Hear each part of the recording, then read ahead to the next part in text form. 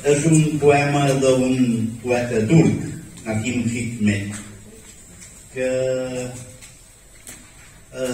va viure més anys tancats a presó que no més que res. Bé, era un home progressista dins aquest món turc i quan el va treure de presó el van expulsar del país i no va poder tornar mai més.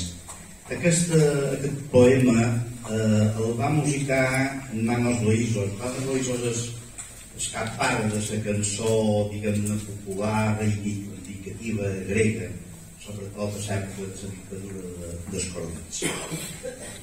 Floreixen pocs clavells, aquest és el poema.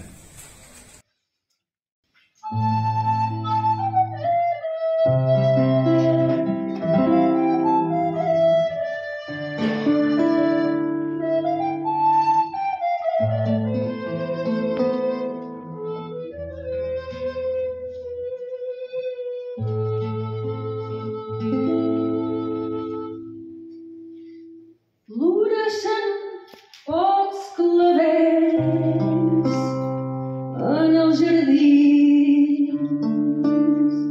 i al camp les arades ja han solcat la terra. Sembrades les llavors i l'oliva recollida, tot es prepara per l'hivern.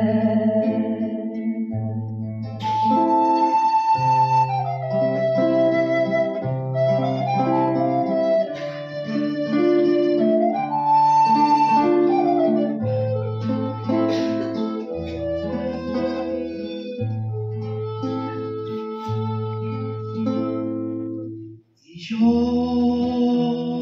pla de la teva absència, impacient i desitjós,